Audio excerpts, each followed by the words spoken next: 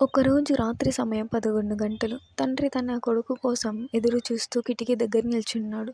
కొడుకు తల దించుకుని ఇంట్లోకి అడుగుపెట్టాడు. ఇంతసేపు ఎక్కడికెళ్ళావు? రోడ్డు మీద అలా తిరుగుతూ ఉంటావా? చదువుని నిర్లక్ష్యం చేసి నువ్వేం సాధిద్దామనుకుంటున్నావు? అని తండ్రి ప్రశ్నించగా, కొడుకు ఒక్కసారి కోపంతో టేబుల్ మీదున్న భోజనం ప్లేట్లను నేలకేసి కొట్టి గట్టిగా అరిచాడు. నా జీవితంలో స్వేచ్ఛ అనేదే లేనేలేదు.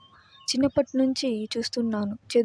చదివేనా? కాసేపైనా స్నేహితులతో గడపకూడదా? సినిమా షికార్లకు వెళ్ళకూడదా? నన్నెందుకు ఇంత టార్చర్ పెడుతున్నారు? అని కొడుకు కోపంగా అరిచాడు. దాంతో తండ్రి చిరునవ్వుతో, సరే బాబూ, నీకు కావాల్సినంత స్వేచ్ఛ ఇస్తాను. ఇక నుంచి నువ్వు నీకు నచ్చినట్టు ఉండొచ్చు. కానీ అంతకన్నా ముందు ఒక పని చేయాలి. రేపు మన ఇద్దరం మీ అమ్మమ్మ ఊరికి వెళ్దాం. అక్కడే 2 రోజులు ఉండి తిరిగి వచ్చిన తర్వాత నువ్వేం చేసినా నేనేమీ అడగను అని చెప్పాడు. కొడుకు సంతోషంతో ఒప్పుకున్నాడు. మరుసటి రోజు తండ్రి కొడుకుని అమ్మమ్మ ఊరికి తీసుకెళ్ళాడు. ఊరికి చేరుకున్న వెంటనే తండ్రి కొడుకును ఓ మామిడి తోటకు తీసుకెళ్ళాడు.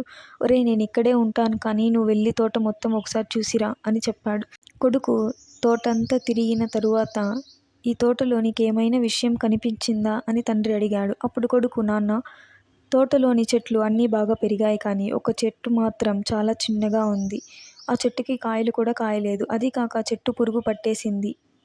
అన్ని చెట్లు బాగానే పెరిగాయి కానీ ఆ ఒక్క చెట్టు మాత్రమే. ఎందుకిలా జరిగింది అని అడిగాడు. తండ్రి చిరునవ్వుతో, మామిడి చెట్టు పెరిగేటప్పుడు కొంత ఎత్తు పెరిగిన తరువాత అనవసరం లేని కొమ్మలను కత్తిరించాలి.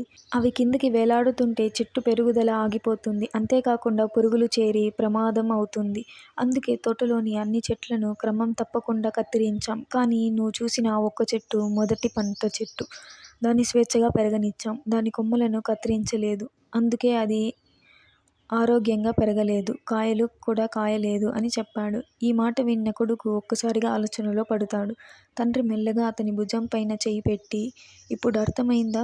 చెట్టు ఎదగటానికి అనవసరమైన కొమ్మలను కత్తిరించినట్లు నీ జీవితాన్ని కూడా నిర్లక్ష్యం చేసే పనులను కంట్రోల్ చేయాలి. చదువుకునే వయసులో తిరగడం, అవసరం లేని విషయాల్లో ఎక్కువ సమయం గడపడం నీ ఎదుగుదలను అడ్డుకోవడమే కాదు. నేను నిన్ను అదుపులో పెడుతున్నానంటే నీ స్వేచ్ఛని ఆపాలని కాదు, నీ భవిష్యత్తును మెరుగుపరచడానికే అని చెప్పాడు. మన కోసం ప్రతిక్షణం ఆలోచించే వారు ఎవరన్నా ఉన్నారు అంటే అది మన తల్లిదండ్రులు మాత్రమే.